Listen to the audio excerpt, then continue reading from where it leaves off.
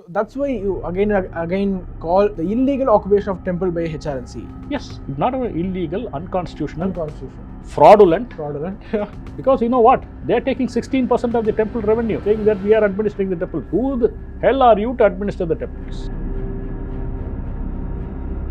Andhra, they don't interfere in pujas that much. Karnataka also, they don't interfere in pujas. In Tamil Nadu, the Dravidian governments, again and again, they want to change the traditions, they want to change the customs, they want to introduce newfangled worship. In 1986, Tamil Nadu temples had 5.25 lakh acres of land. Now they are saying there is only 478,000 acres. That means about 47,000 acres are missing. Then they are saying of the 478,000 acres, we don't have records for 1 lakh, which means somebody is occupying it. You will have a tough time proving it is temple land. In Mylapore, Sri Kapalishwara temple has got 842 grounds of land in and around Mylapore. Chennai. Heart of the city. Heart of the city. They also have a lot of properties in Greenways Road, one of the most prestigious. Yeah. Near CM Stalin's house. Yes, exactly. Near all the ministers' houses. Now, from these properties, rent should be coming at the rate of 100 crore rupees per annum. They are not even collecting 2 crore rupees.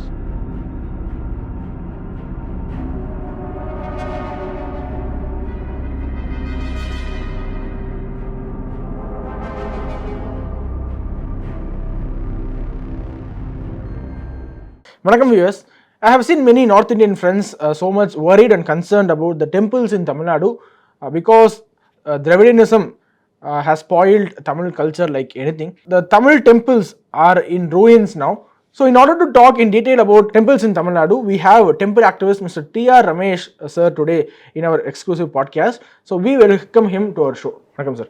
Vanakkam. Sir, we have had a lot of discussion about temples in Tamil Nadu in Tamil. But to reach out to our North Indian friends to let them know what is happening in Tamil Nadu, we will have this conversation in English. So there are so many states, there are so many temples in various states, but how Tamil Nadu temples are different from them and how HR&CE control in Tamil Nadu different from other part of the country. Okay, it's a question that needs a long answer. Not only to reach our brothers and sisters in North India, even the other Hindus in Kerala, Andhra Pradesh, let's say outside Tamil Nadu, Orissa, and yeah, I would say when you say North India, yeah, okay, these states get excluded. Yeah, and agree. These are also temple intensive states, just like Tamil Nadu. The difference in Tamil Nadu is where you will find the maximum concentration of temples that are more than 1,000 years old. Okay.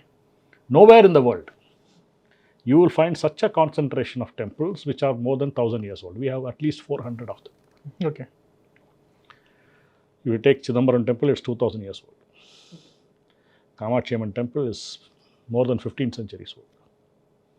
Easily. Then you have Mahabalipuram, then you have Chittanavasal. Many, many places. Madurai Meenakshi Sundari temple, it is mentioned in Mahabharata. Now, what is the difference? Yeah. Tamil Nadu temples have a few important differences. The ancient temples are mainly Agama-based temples. The tradition continues over 1,000 years. In North India, many temples got destroyed, vandalized, even effaced, because completely removed from the face of earth. Sometimes we discover temples underneath. Just like Nalanda University was burned down, many temples were destroyed. So the tradition, the exact prana pradishta, which was there in the ancient times, we can't say it is continuing here. I am sure that Ayodhya Ram temple is not following the same system which was there before Babur destroyed it. But in Tamil Nadu, the Agama temples continue a tradition for more than 1,000 years. In fact, Rajaraja Chola has recorded under which Agama and which Chaika he has established the Bragadishwara temple. There is an inscription to that effect. So this is the foremost difference of temples in Tamil Nadu. The tradition continues. Yeah, with respect to the HR&CE department, the control of the temples by the government. How is Tamil Nadu temple different from other part of the country? Well, the government control or the control of a government body of Hindu temples started in a very big way in Tamil Nadu. Okay, 1863, the British government brought the Religious Endowments Act, 1863. By the act, all temples were released from government control. Okay. The British gave freedom to Hindu temples. Autonomy. Yeah, they may not have given freedom to citizens of India, but they gave complete autonomy to temples. So what's the reason behind it? Were they not able to manage these temples, or there was some other reason? No. They were doing a lot of good by overseeing temples. Okay. And the missionaries, they found this very objectionable. Okay. They reported to their masters in England, and they told the East India Company here to get out of temples. So the collectors, district collectors, who are helping the temples by overseeing the income generation and other things, by protecting the lands and all that, they did not want to give up the temple control, especially of big temples, because they were worried the temple Revenue will be lost. No, temple system will be lost. Okay. So some of the big temples, especially in Tanjore district and all, they gave some of them to Thiruvavadure Adinam, some to Dharmapura Adinam. 2 or 3 temples got in Tanjore district, went to Madurai Adinam. Even though Madurai Adinam headquarters is in Madurai, they got 3 temples in Tanjore district. So they made sure that only proper people take over the temples. And ultimately, they gave freedom in 1863 by making an enactment.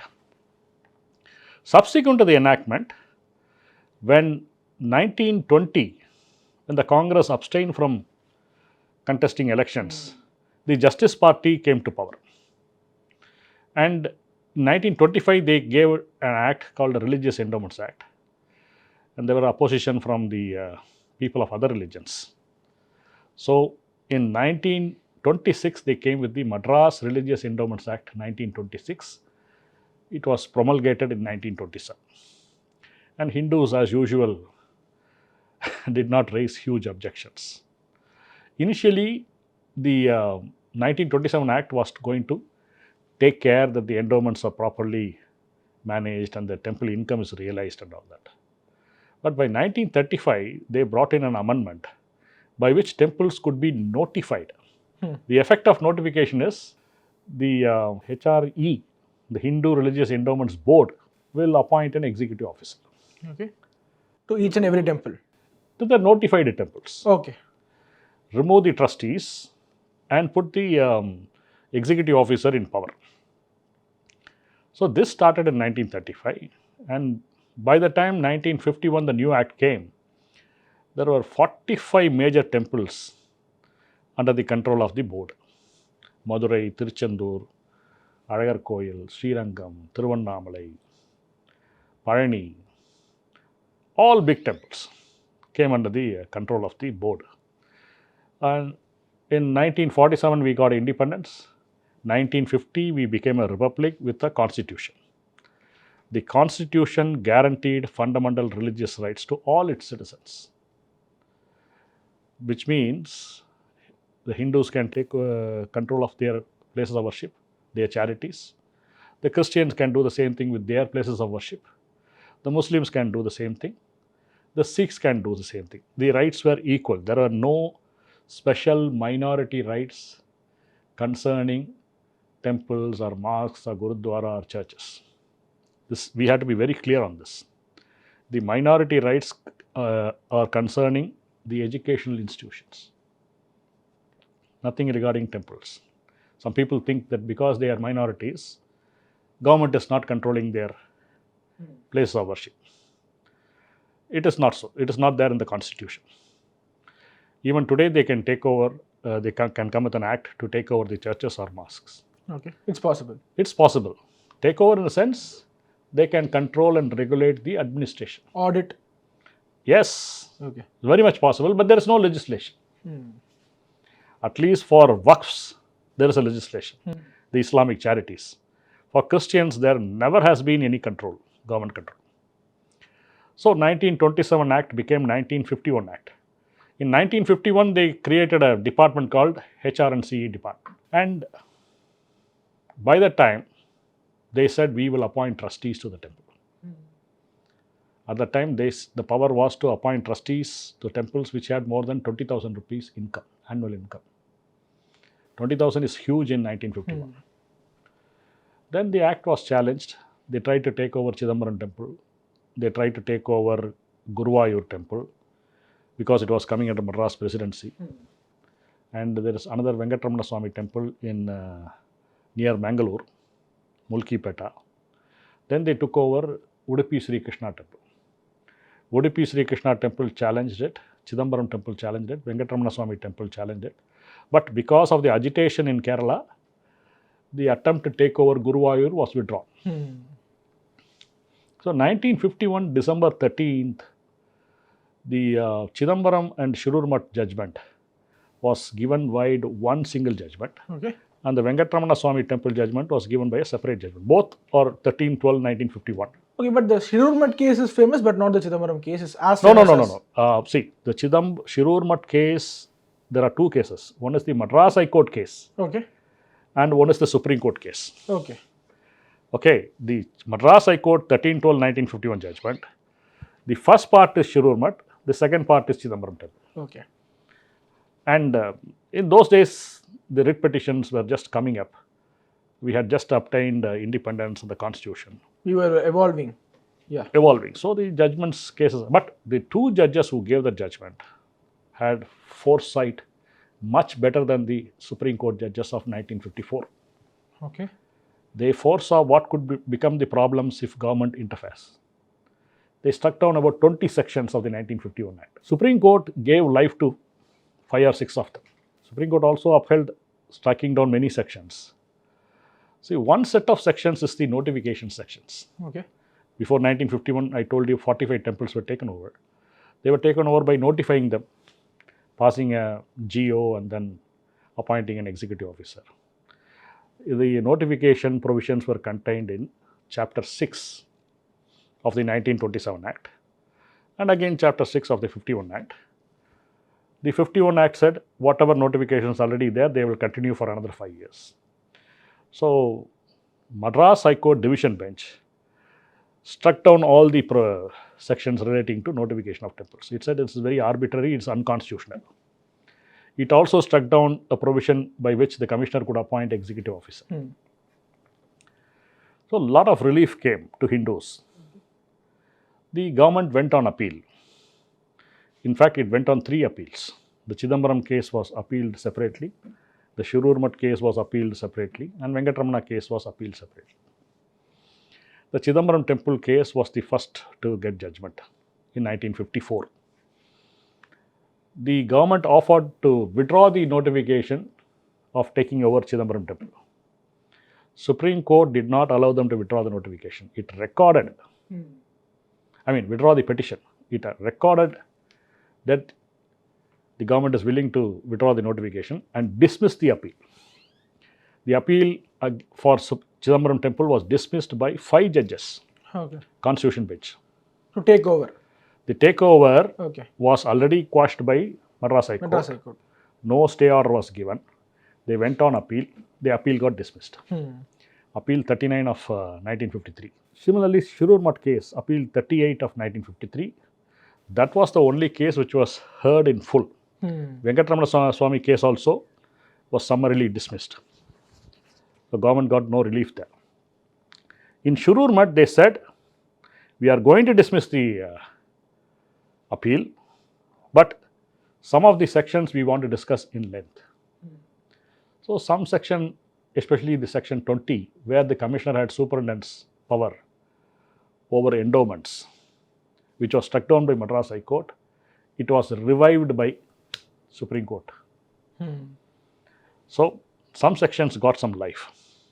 But today, after all these years of experience, we see the Madras High Court was far more right than the Supreme Court. That section 20 became 23 in the 1959 Act. And superintendence over endowments became superintendence and control of temples and endowments by the commissioner. This amendment was brought by the DMK government in 1974. And this is now being challenged in the Supreme Court. It's still pending. It's still pending because Modi government failed to file a counter for the last 3 years. It's still pending. It's not just the state government, it's also the central government. All the BJP government was expected to do is file a proper counter in the case filed by Pujya Swami Dayanand Saraswati, which is pending from 2012.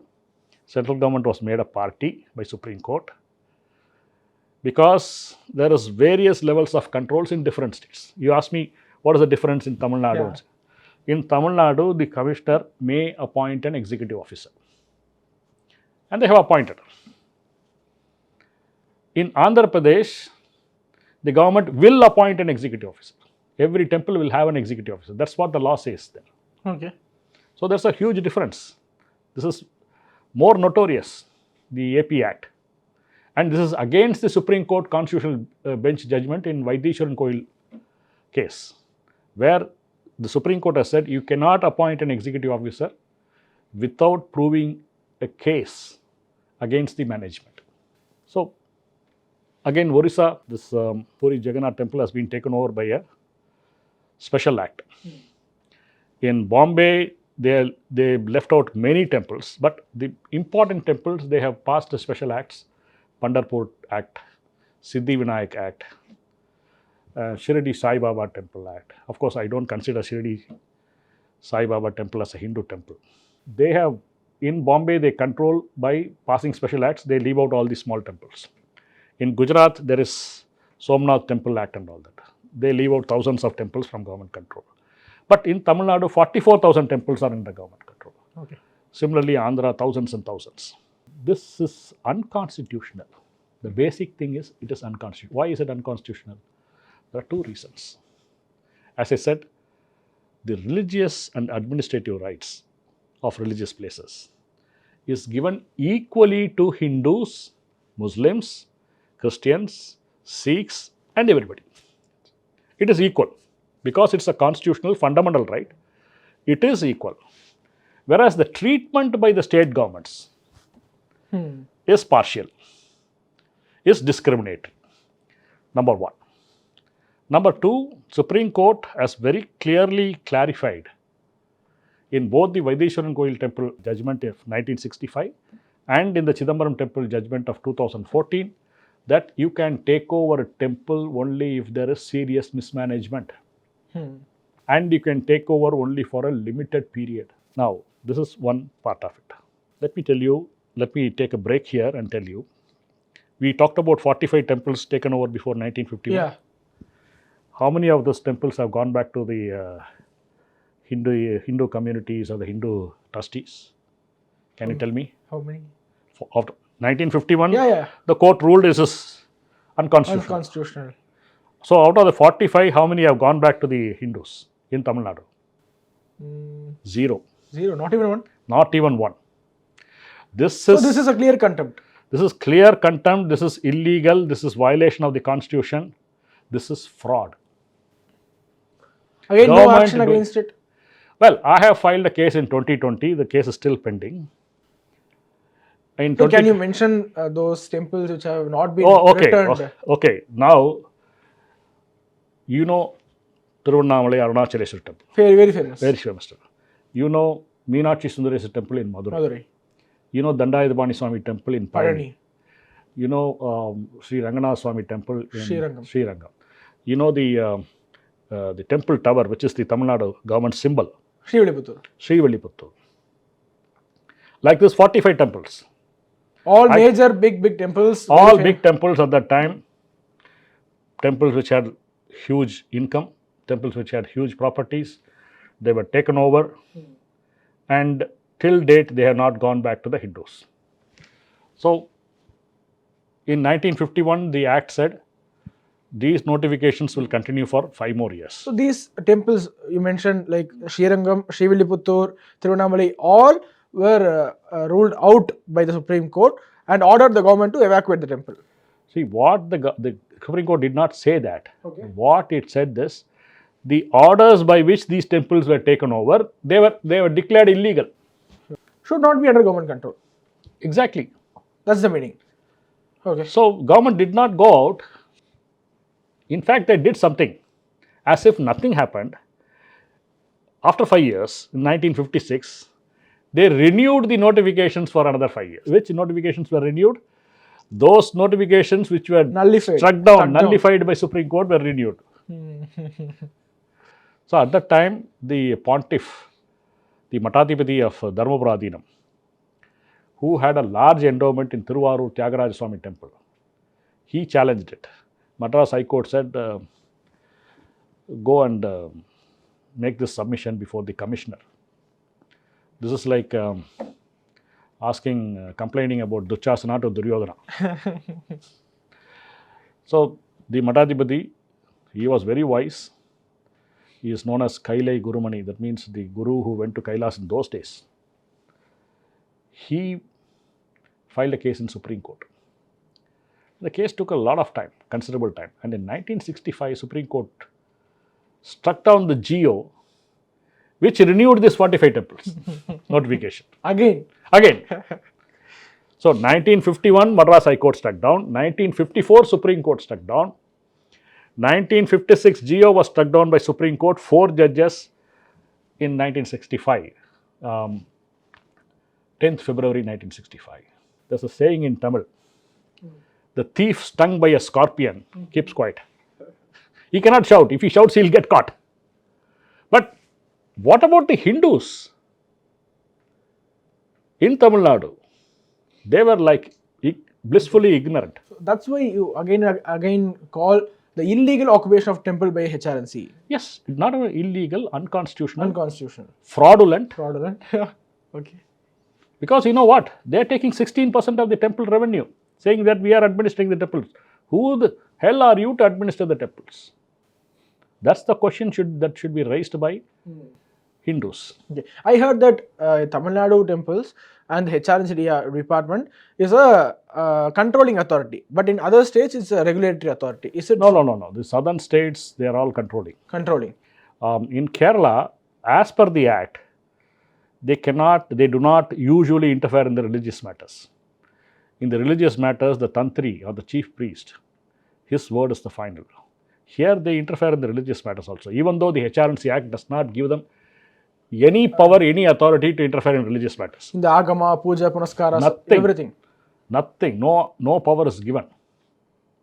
But still, they interfere. And Andhra, they don't interfere in pujas that much. Karnataka also, they don't interfere in pujas. In Tamil Nadu, the Dravidian governments, again and again, they want to change the traditions, they want to change the customs, they want to introduce newfangled worship. They say Tamil Archana in Tamil language. When throughout India there's the same, only one Archana, as per the mantras. They want to change the mantras. Can they go to the mosque and say, you pray in Tamil? Can they do that? They cannot. World over, it is only one language that is being followed. The Quran is being followed in mosques. They try to understand the language. Even if they don't understand, they pray in Arabic. They respect it. They respect the Quran. Then they respect the tradition. Then how the HR&CE in Tamil Nadu is different? How it's different? Yeah.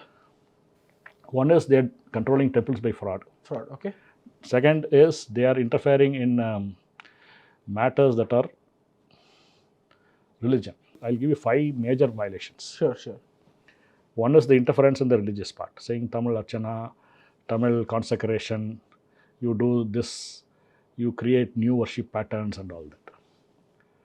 This is something that doesn't happen in any other state.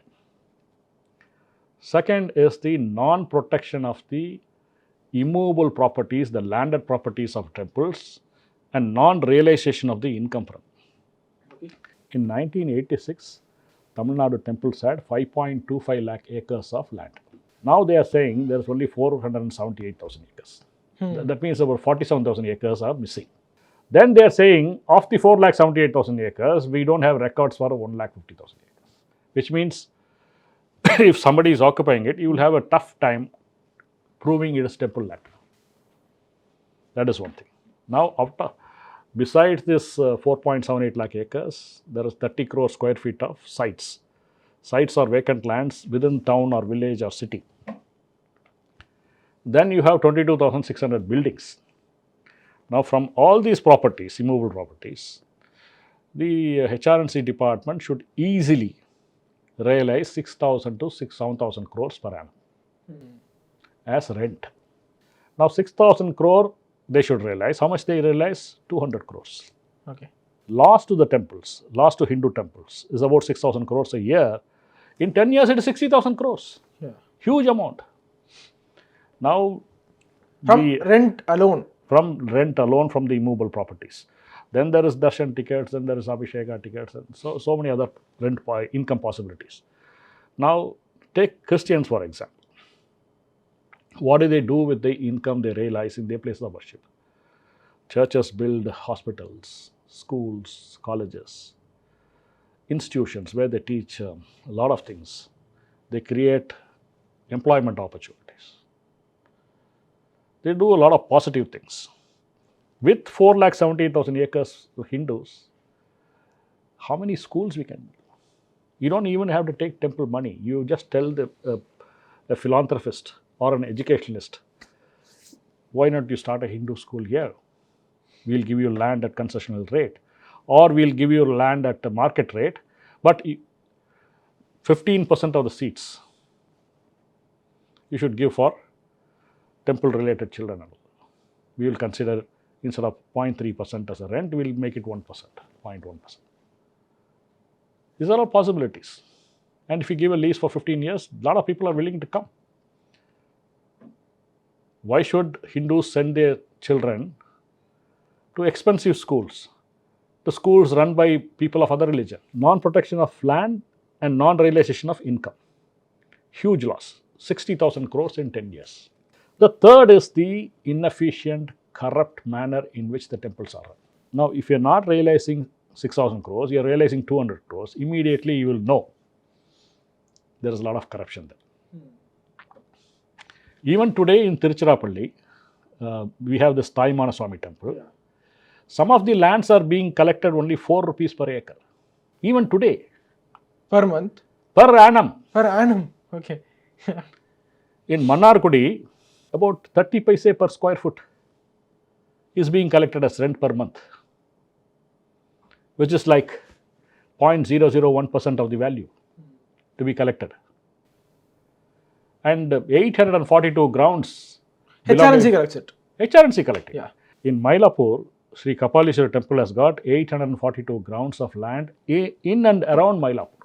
Chennai. Heart of the city. Heart of the city. They also have a lot of properties in Greenways Road, one of the most prestigious. Yeah, near CM Stalin's house. Yes, exactly. Near all the ministers' house also. Now, from these properties, rent should be coming at the rate of 100 crore rupees per annum. They are not even collecting 2 crore rupees. So, in the place of 100 crores, they are just collecting 2 crores. Not even 2 crores. So, who is suffering? Hindus are suffering. Supposing they collect 100 crores per annum. All the Hindu poor children, 2-3 kilometers around Kapalishwara temple, can get free education. Not just first standard or second standard. Up to medical college or up to engineering college. You are a Hindu, you are in Mylapore. This income can educate you. This income can help you when you get diseases. This income can help you make a robust person. If you can mention some of the fraudulent mismanagement of funds by these temples, it would be beneficial. Because we have discussed a lot in Tamil. Yeah, but I will need a whole day to go on the list. Just one or two. Okay. In one audit period, in Tiruchendur Sri Subramania Swami temple, 5,389 cows that are supposed to give milk to the temple, they went missing. 5,389 cows donated to the temple went missing. The auditors came and checked and found not a single cow there. How they had written the accounts is these cows were given to Goshalas X, Goshala Y, Goshala Z. And when the auditors went and checked where the Goshalas are, there are no Goshalas. There is nobody in that address. Okay. And the auditors came and made a big remark, a big audit objection, saying that no FIR filed of the 5,389 cows, 25 very valuable cows have been taken by the government appointed trustees themselves, party men. So this is a serious objection they raised. And the commissioner, I exposed it in a very popular Tamil newspaper, Dinamalar. It came as a big news.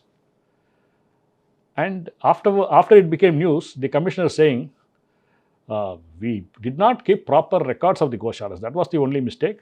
The cows were not sold away. They are still there. And they closed the audit objection. Okay. Imagine, if you are donating a cow to a temple, you will give only a good milk yielding cow. Okay, you are doing it with a pious intention and all that. If you are not able to maintain cows, more than 100 cows, sorry, we cannot take, you should tell the devotees. They'd be rather donating something else. They can give to some other temple. Some other temple or something else. Okay. But, you are donating a cow, please give. Why? Because I am going to sell it day after tomorrow. Each cow would have been easily 30-40 fetched 25,000 to 50,000 rupees. And ultimately, they'll end up in a butcher's shop. That is the most scandalous thing. Then, in Payani temple, one philanthropist, one great devotee, I think he belongs to the Nadar community, a very successful businessman, a great devotee of Lord Muruga in Payani. He left properties worth 1,000 crore rupees.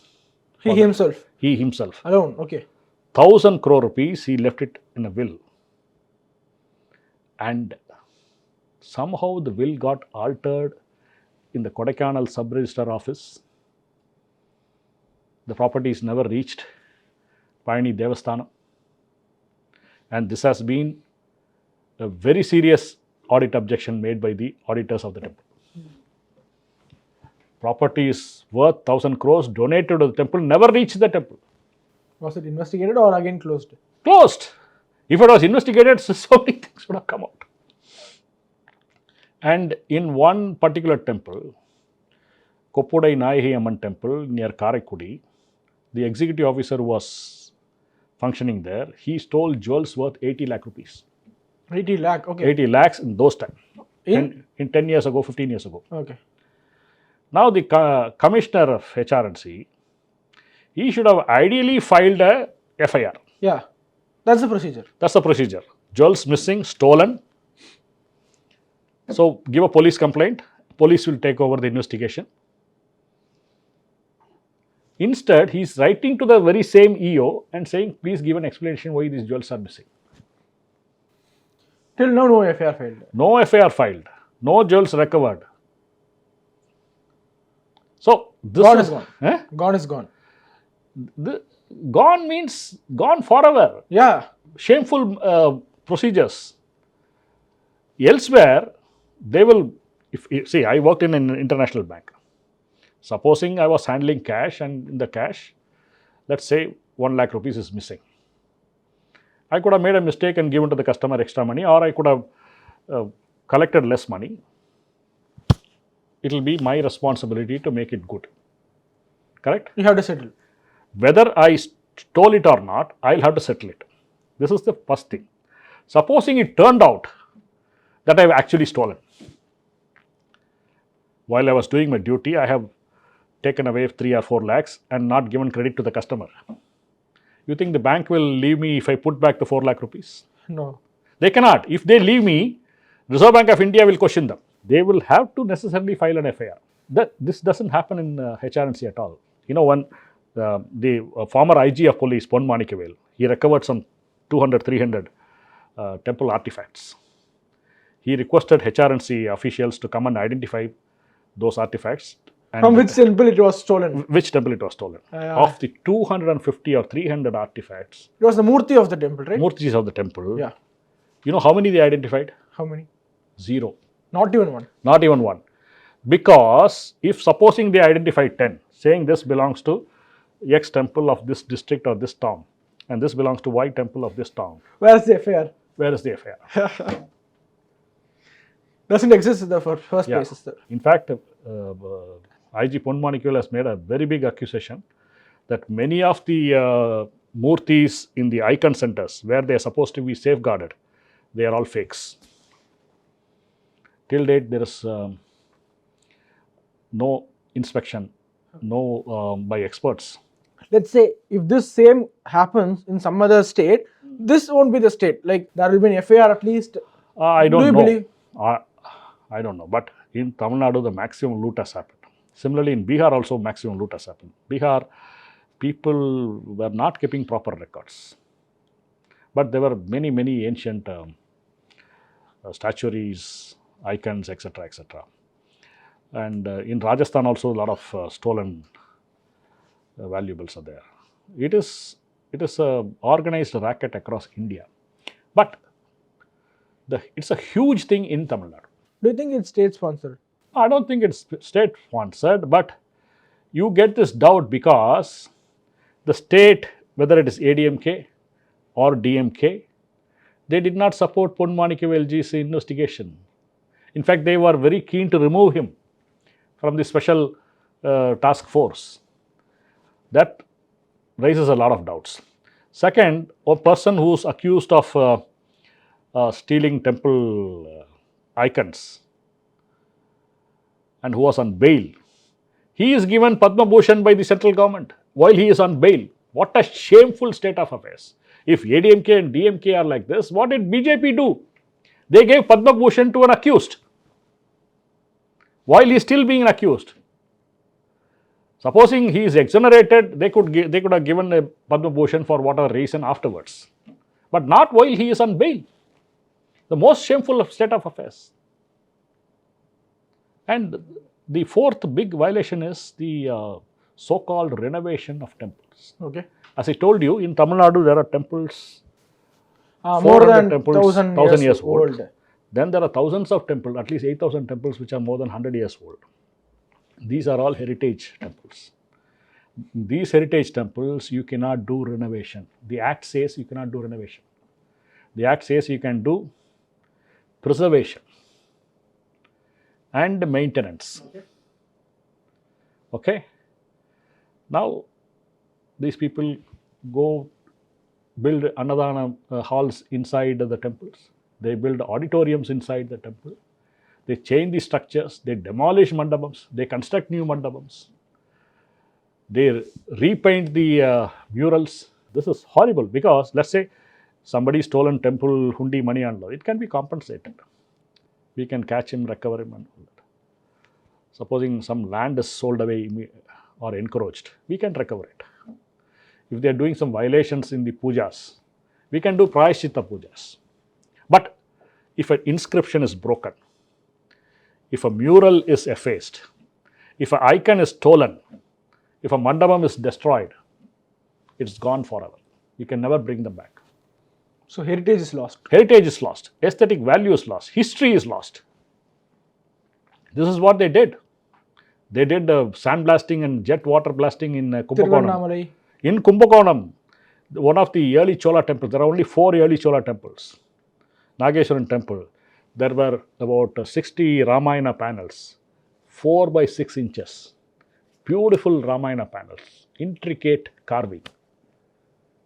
And you could see Surpanaga. Now after the water blast, you don't know anything. You can't make anything out of it. Can't identify. No, you don't know if it is Rama or Hanuman. That much damage has been happened. Same, we spoke about Tiruvannamalai Gopuram. Tiruvannamalai Gopuram, they were going to, there's some, in one of the floors, there's some serious issue there. The similar thing happened in Andhra also. They allowed constructions near the Gopuram in Kalahasti. You know, our Gopurams are built on very, very carefully calculated equilibrium. They don't have deep basements and all that. Because if you have a deep... So the equilibrium should not be disturbed. It should not be disturbed. If you have a deep basement, then it will get affected during earthquakes. Okay. So they keep only 5 or 6 feet below the ground. But they do it on a very carefully calculated equilibrium.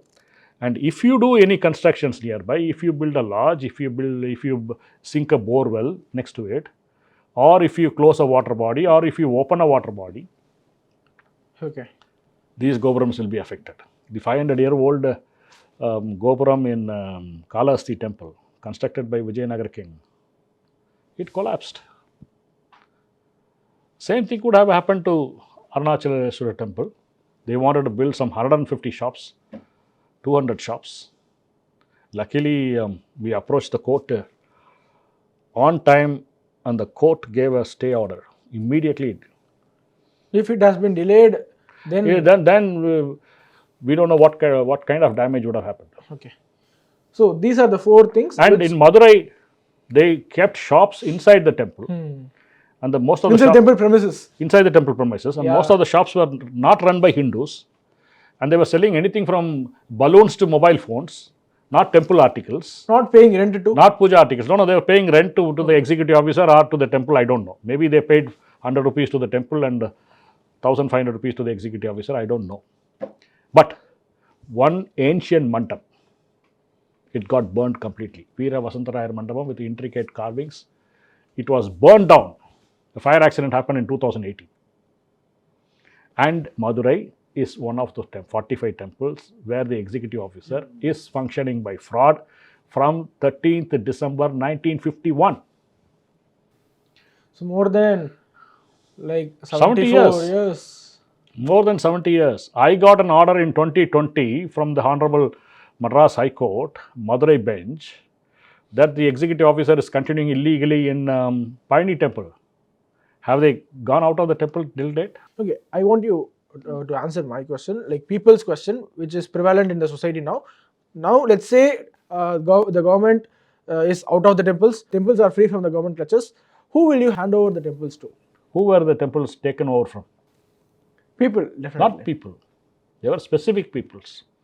See, there were hereditary trustees. There were community temples. There were people of the locality. These temples were taken. For example, take Madras Saidapet Karaneshwara temple. The temple was established and belongs to a community called Modaliyas, Sengunda Modaliyas, of Saidapet. Not only of Saidapet, but of a particular street in Saidapet. Okay, these micro communities should manage. The temple has to go back to them. First of all, the EO appointment is illegal, unconstitutional. Let's say there is nobody there. Still, there's no problem. Does the Act anywhere, the HR&CE Act, the Hindu Religious and Charitable Endowments Act, 1959, does it anywhere say that the executive officer is the only person who should manage the temples? It doesn't say. It says the trustees. You take section 28 trustees. You take the section 36 surplus funds trustees. You take the alienation of property, section 34 trustees. You take 86 preparation of budget trustees. You take section 87 audit trustees. The powers are given only to trustees. You take section 90 rectification of errors pointed out in the audit. It is only trustees. So beyond this, what is there for the executive officer? And even if there is a mismanagement and executive officer is appointed, the Act says only those powers that appertain to the properties of the temple can be given to the executive officers. Okay. The executive officer is not the person who will conduct the pujas, who will conduct the rituals, who will conduct the festivals. He is not the one to file cases.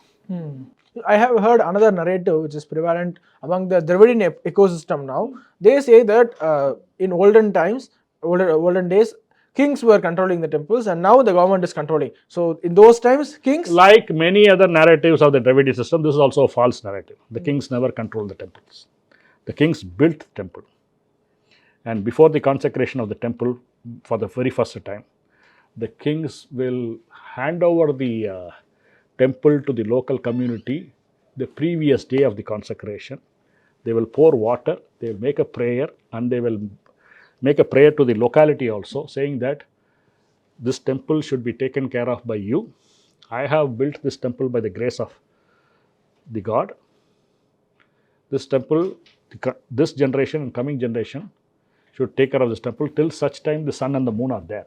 And for those who take care of the temple, they can put their feet on my head. I will be forever indebted to them. Yes. The kings did not. The kings did not manage the temple. That's not their job. If there's anything wrong and the king was appealed to, then he will put a judge or somebody to find out what is wrong.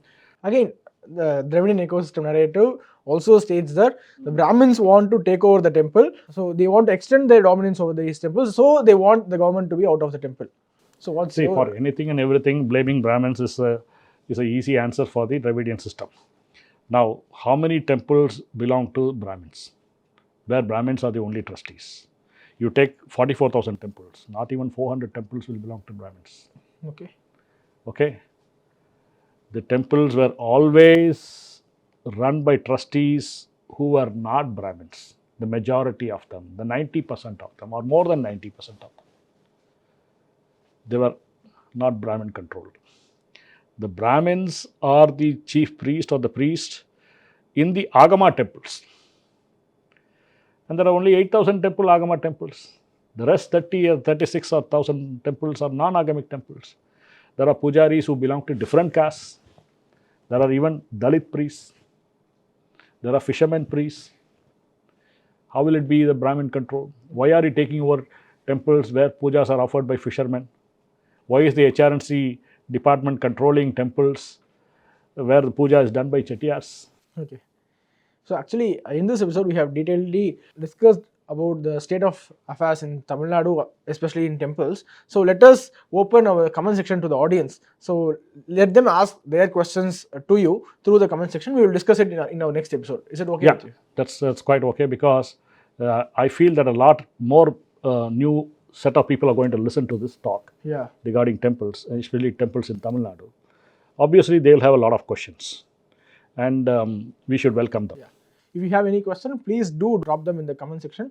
So in our next episode, we will address those questions. So thank you so much for your time, sir. Let us discuss in future. Thanks for the opportunity. And as President of Temple Worshippers Society and President of Indic Collective Trust, it is always a pleasure to do my bit for the awareness of the conditions of temples in India. Thank you so much. இறைவன் ஒளி வடிவானவன் அப்படின்றத நான் அடிக்கடி சொல்லியிருக்கேன். அந்த தத்துவத்தை நிறைவேற்றக்கூடிய அமைப்பு தான் இது. அதான் நீங்க ஒரு வித்தியாசமான ஒரு மகாலட்சுமி வரைக்கும் பார்த்ததே இந்த மாதிரி. நம்ம முன்னோர்கள் தான் குலதெய்வமாக வணங்குகின்றோம் அப்படின்றதினுடைய வெளிப்பாடு. இந்த மாதிரி ஆன்மீகம் மற்றும் ஜோதிடம் சார்ந்த இன்னும் பல வீடியோக்கள் பார்க்கணுமா? மறக்காம திருவருள் டிவிக்கு சப்ஸ்கிரைப் பண்ணுங்க. திருவருள் டிவியுடைய சேனல் லிங்க் இந்த வீடியோவுடைய டிஸ்கிரிப்ஷன்ல இருக்கு.